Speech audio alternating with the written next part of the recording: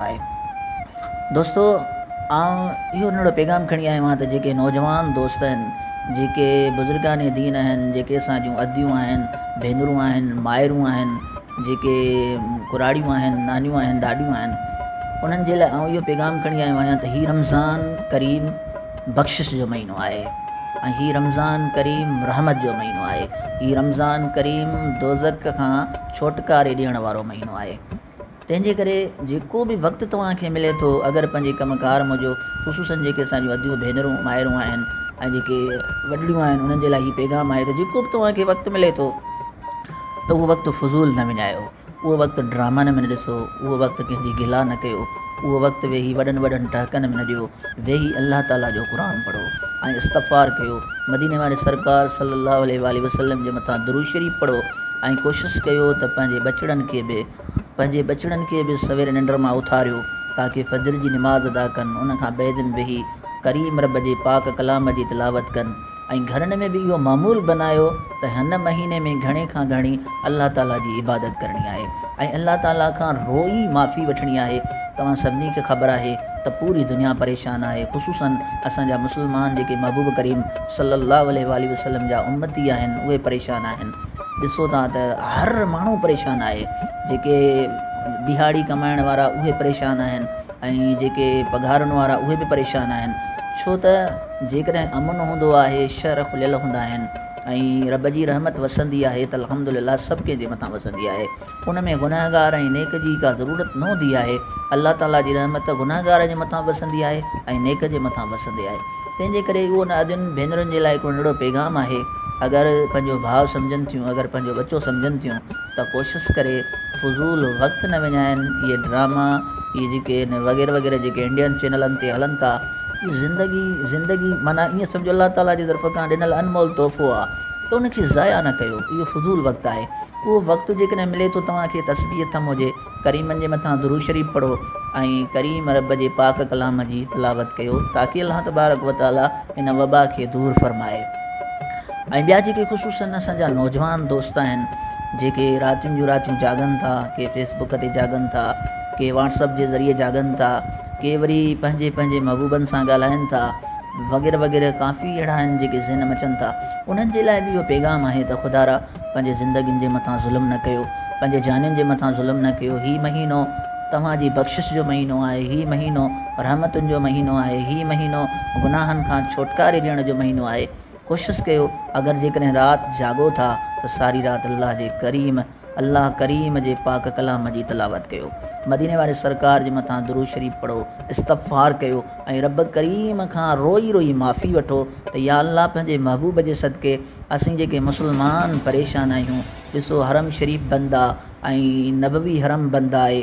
जेकॾहिं तव्हां ॾिसो त इहे वॾा जेके मुंहिंजे करीम रब जा इबादतगाह आहिनि, उहे बंदि आहिनि। अॻे साल अल्लाह ताला असांखे उमिरि जी सआदत नसीब फरमाई हुई। ॾिसूं पिया त लखनि जे तइदाद में दस्तरखाना विछाइजनि पिया ऐं छा त मंज़रु हुयो जो हर को सॾु करे चवे पियो दादा मूं वटि इफ़्तार कर, दादा मूं वटि इफ़्तार कर। लेकिन माण्हू थोरा हुआ, इफ़्तार करण वारा बेशुमार ऐं बेइंतिहा हुआ। काफ़ी दोस्त अॻे साल गॾु हुआ। हिन साल उहो मंज़रु ॾिसी अखियुनि मां ॻोढ़ा था अचनि ऐं दिलि बि रोए थी ऐं तमामु हिकु दिलि उदास आहे त अलाए कहिड़ो असांखां गुनाह थी वियो, अलाए कहिड़ी असांखां ग़लती थी वई जो रब नाराज़ थी वियो। रब करीम खे राज़ी करिणो आहे त मदीने वारे सरकार जे मथां घणो दुरूद शरीफ़ पढ़णो आहे, घणी कलाम जी तिलावत करणी आहे ऐं इस्तग़फ़ार करिणो आहे त ख़ुदारा हीउ जेको पहिरियों जुमो आहे, आईंदे ॿियो जुमो बि अचण वारो आहे। कोशिशि कयो, रूटीन ठाहियो। जेकॾहिं घर में जेके अदड़ियूं आहिनि उन्हनि खे हिन वक़्तु आहे, स्कूल बंदि आहे, ट्यूशनूं बंदि आहिनि, क़ुर त बंदि न आहे, क़ुर 24 कलाक खुलियल आहे। त उन्हनि खे गुज़ारिश आहे त मोबाइल न हलाइनि, व्हाट्सअप न हलाइनि, फेसबुक न हलाइनि ऐं वेही करे चंद लम्हा वेही ॿ कलाक वेही जेकॾहिं क़ुर पाक जा चंद सीपारा पढ़ंदा, मुंहिंजो ईमान यकीदो आहे त 5 ॾींहंनि में 3 ॾींहंनि में क़ुर जो ख़त्मो निकिरी वेंदो। त इहा रूटीन कयो, इहो हिकिड़ो रूटीन कयो त हिन महीने में असांखे 5 ख़त्मा कढणा आहिनि, 10 ख़त्मा कढणा आहिनि, 4 ख़त्मा कढणा आहिनि। अल्हम्दुलिल्लाह असांजे मदरसे में जीअं रमज़ान शरीफ़ शुरू थियो आहे, असां हाफ़िज़नि खे इहा पाबंद बनायो आहे। जेके हाफ़िज़ आहिनि ऐं जेके नाज़रा आहिनि सभिनी खे असां पाबंद बनायो आहे त हिकु तालिब इंशा अल्लाह ताला 3 खां 5 क़ुर पाक जा ख़त्मा कढंदो ऐं इंशा अल्लाह ताला 27 रमज़ान ते असांजो इहो असांजो हिकिड़ी कोशिशि आहे, अदना कोशिशि आहे, छो त फैज़ आहे वक़्त जे गो सकंबर वारे सरदार जो, उन जी नज़रे करम आहे। 27 रमज़ान ते कोशिशि कई आहे असां त हिन मदरसे जी तरफ़ खां 50 क़ुर पाक जा ख़त्मा हुज़ूर करीम सल्लल्लाहु अलैहि वसल्लम जे दरबार में पेश कंदासीं ऐं रोई करे रब करीम खां दुआऊं घुरंदासीं। ऐं असांजो ईमान ईअं क़ीदो आहे त रमज़ान शरीफ़ में इंशा अल्लाह ताला इहा वबा ख़तमु थी वेंदी। ऐं हीअ जेका घड़ी आहे राति जो जागण जी घड़ी आहे, इहो वक़्तु राति जो जागी उन करीम रब खे यादि कयो ऐं उन करीम रब खां पंहिंजूं ग़लतियूं माफ़ु करायो। मदीने वारे सरकार जो वास्तो ॾियो, आले असहाब जो वास्तो ॾियो, शहीद करबला जो वास्तो ॾियो। ख़ुदा जो कसम दुआ अहिड़ी शइ आहे, तव्हां घुरंदा रहंदव, यकीन आहे त कंहिं वक़्तु अल्लाह ताला तव्हांजी दुआ ज़रूरु क़बूलु कंदो। ऐं असांजो ईमान ईअं क़ीदो आहे जंहिं दुआ में महबूब करीम सल्लल्लाहु अलैहि वसल्लम जो वास्तो हूंदो आहे, उन जे बचड़नि जो वास्तो हूंदो आहे ऐं पंहिंजे पीर कामिल जो वास्तो हूंदो आहे, असांजो ईमान आहे त उहा दुआ कॾहिं बि रिजेक्ट न थी सघंदी। ऐं वरी मां इहो हमेशह तव्हां दोस्तनि खे हिकिड़ो मुअतबाना अदना हिकिड़ो नंढो अर्ज़ु कंदो आहियां ऐं कंदो पियो अचां त रमज़ान शरीफ़ में उन्हनि ग़रीबनि मिसकीननि मज़दूरनि जी सार ज़रूरु लहिजो, जेके अॻे साल त पंहिंजी महिनत करे कोशिशि करे पंहिंजे बचड़नि खे ईद जा कपिड़ा वठी ॾिना, हिन वक़्तु शायदि हू न वठी सघनि। त ख़ुदारा इहो मुंहिंजो पैगाम ज़रूरु शेयर कजो ऐं जंहिं दोस्त खे सुठो लॻे त ज़रूरु मुंहिंजे हक़ में दुआ घुरे त अल्लाह ताला मूंखां जो कुझु चवराए सचु चवराए, हक़ु चवराए ऐं हक़ ऐं सच ते हलण जी तौफ़ीक़ अता फरमाए। त मां इहो ई तव्हांखे अर्ज़ु कंदुसि त उन्हनि मिसकीननि, ग़रीबनि, अबोजनि ऐं बेसहारनि जी सार हिन रमज़ान शरीफ़ में ज़रूरु लहिजो, जंहिंजी सार अल्लाह ऐं अल्लाह जे हबीब खां सवा को बि लहण वारो कोन्हे को।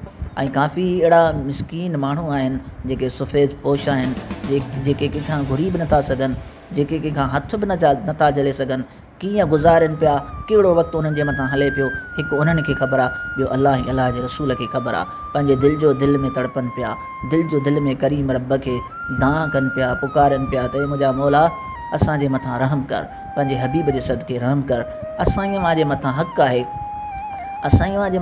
आहे, अगरि अल्लाह तबारक व तआला थोरो बि तव्हांखे नवाज़ियो आहे त उन्हनि ग़रीबनि, मिसकीननि, मज़दूरनि जी सार ज़रूरु लहिजो। ऐं जेकॾहिं तव्हां खां जेतिरो बि अल्लाह तबारक व तआला पंहिंजे महबूब जे सदके ख़िदमत कराए त उन्हनि ग़रीबनि जी सार ज़रूरु लहिजो।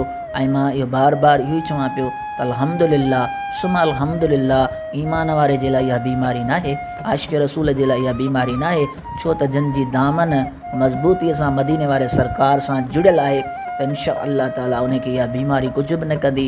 जंहिंजी दामन पंहिंजे पीर कामिल सां जुड़ियल आहे त इंशा अल्लाह ताला उनखे इहा बीमारी कुझु बि न कंदी। लेकिन जिते जिते इहा बीमारी आहे इंशा अल्लाह ताला अल्लाह अल्लाह जो हबीब कंदो, अचण वारो हफ़्तो असांजे लाइ तमामु ख़ुशियूं खणी ईंदो, असांजे लाइ तमामु हिकिड़ियूं नयूं रौनकूं खणी ईंदो। ऐं असांजो ईमान यक़ीदो आहे त रब करीम उन्हनि घरनि खे बाबाद कंदो जिन में सुबुह जो क़ुर हले थो, शाम जो क़ुर हले थो, मंझंदि जो क़ुर हले थो। त ख़ुदारा ॾिसो त हीअ दुनिया तमामु तेज़ीअ सां अॻिते वधंदी पई वञे, बेहयाई वधी वई, बेशर्मी वधी वई, कूड़ वधी वियो, हराम वधी वियो, रिश्वत वधी वई, उन जे करे अल्लाह असां खां नाराज़ थी वियो। हीअ वक़्तु आहे रब खे परचाइण जो, हीअ वक़्तु आहे ज़ारो क़तार रोअण जो। त कोशिशि कयो त हिन बेहयाईअ खे बि हमेशह ख़तमु कयो वञे, कूड़ खे ख़तमु कयो वञे, गिला खे ख़तमु कयो वञे, गीबत खे ख़तमु कयो वञे। जेको अल्लाह जे कामिलनि वलियनि दर्स ॾिनो आहे उन जे मथां अमल कयो ऐं अल्लाह जे कामिलनि वलियनि सां जुड़ंदा रहो। छो त जेकॾहिं कंहिं ॾाहे जो कोल आहे त कंहिं अल्लाह जे कामिल वली सां हिकु मिंट जेकॾहिं सोहबत अख़्तियार कई त 100 साल बेरिया इबादत जो सवाबु आहे। त अहिड़े तरीक़े सां अल्लाह जे कामिलनि वलियनि सां जुड़ंदा रहो ऐं उन जो ज़िक्र खे पचाईंदा रहो, मुस्तफ़ा करीम सल्लल्लाहु अलैहि वसल्लम जे मथां दुरूद शरीफ़ पढ़ंदा रहो ऐं हर वक़्तु दुआ घुरंदा रहो त या अल्लाह असांजे मुल्क खे अमन वारो मुल्क बना, असांजे मुल्क जी तरक़ी अता फरमा, पाक आर्मीअ जी तरक़ी अता फरमा, असांजे मुल्क में जेका ही वबा आयल आहे पंथनि पाक जे सदके हमेशह दूर फरमा, ख़ुसूसन असांजे सिंध सगोरीअ खे सलामत अता फरमा, तमामु सिंधी सबाजड़नि खे सलामत अता फरमा, बेसहारनि जी मदद फरमा पंथनि पाक जे सदके, 4 यारनि जे सदके ऐं तमामु औलिया किराम जे सदके, ताबीन जे सदके, तबा ताबीन जे सदके। अल्लाह करीम इंशा अल्लाह ताला असांजो ईमान यक़ीदो आहे त हिन ई महीने में ही वबा ख़तमु थी वेंदी, ख़ुशहालियूं ईंदियूं, रौनकूं ईंदियूं, बरकतूं ईंदियूं ऐं इंशाअल्लाह ताला वरी मुहबतूं ईंदियूं, वरी सोहबतूं ईंदियूं। ऐं इंशाअल्लाह ताला आख़िर में मां इहो ई चवंदुसि त फ़ुज़ूल वक़्त खां बहितर आहे त महबूब जे मथां दुरूद शरीफ़ पढ़ो। ऐं दुरूद अफ़ज़ल इबादत आहे, वाहिद इबादत आहे जेका अल्लाह पाण कंदो आहे। अल्लाह ताला नमाज़ न पढ़ंदो आहे, अल्लाह ताला रोज़ो न रखंदो आहे, अल्लाह ताला क़ुर न पढ़ंदो आहे। अल्लाह ताला वाहिद इबादत आहे जेका पंहिंजे महबूब जे मथां दुरूद शरीफ़ पढ़ंदो आहे। तव्हां ई असांजे मथां हक़ आहे त असां उथंदे वेहंदे घुमंदे फिरंदे ऐं खाईंदे पीअंदे करीमनि जे मथां दुरूद शरीफ़ हुजे, उहो दुरूद हुजे अस्सलातु वस्सलाम अलैका या सय्यदी या रसूल अल्लाह, जेका असांखे पंहिंजे पीर कामिल सेखारी आहे, जेका असांखे पंहिंजे पीर कामिल दुरूद जी ॿोली सेखारी आहे। इंशा अल्लाह ताला जेसीं जान हूंदी जान में दुरूद पढ़ंदासीं मुस्तफ़ा जी शान में। ऐं हर वक़्तु इंशा अल्लाह ताला इहा ई दुआ आहे रब करीम असांजे मुल्क खे सलामत रखे, पाकिस्तानी हुक्मराननि खे आशिक़ रसूल बनाए, आशिक़ असहाबा बनाए, आशिक़ ओलिया बनाए, दर्द दिल बनाए ऐं तमामु रब करीम बेसहारनि जी मदद फ़रमाए। आख़िर में आउं इहो पैगाम ॾींदुसि त हिन महीने जूं रहमतूं बरकतूं तमामु आलम इस्लाम जे लाइ आहिनि।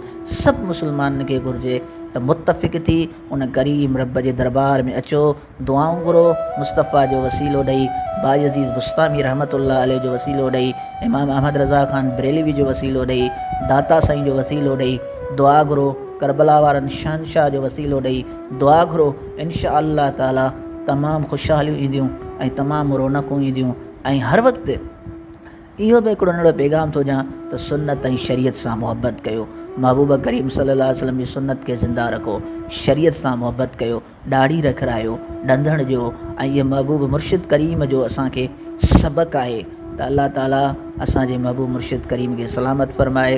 तमामु दोस्तनि खे इहो नंढो ई पैगाम आहे, वधी वियुसि का ग़लती कोताही थी त मूं नाचीस बेकार बदकार खे माफ़ु कजो, छो त न को आउं आलिम आहियां, न को हाफ़िज़ आहियां, न को कारी आहियां, ऐं तव्हां सभिनी ॿुधंदड़नि जो ग़ुलाम आहियां। मूंखां लख दफ़ा तव्हां भला आहियो, नेक आहियो, अल्लाह जा बाना आहियो, आशिक़ रसूल आहियो, आशिक़ असहाबा आहियो, आशिक़ ओलिया आहियो, ऐं अव्हां जो ग़ुलाम आहियां। बसि इहो ई पैगाम मुंहिंजो, अगरि तव्हांखे सुठो लॻे त ज़रूरु शेयर कजो ऐं उन बेसहारनि जी मदद ज़रूरु कजो। अल्लाह ताला अव्हां जी मदद कंदो। अस्सलामु अलैकुम वरहमतुल्लाहि वबरकातुहू। हुसैनी मीडिया, इमरान अली कैमरामैन इमरान अली हुसैनी सां गॾु, हुसैनी मीडिया कोटड़ी, ज़िला जामशोरो, सिंध पाकिस्तान। मदरसा शहीद सैयद शफ़ीक़ अमन शाह बुखारी रहमतुल्लाह अलैह।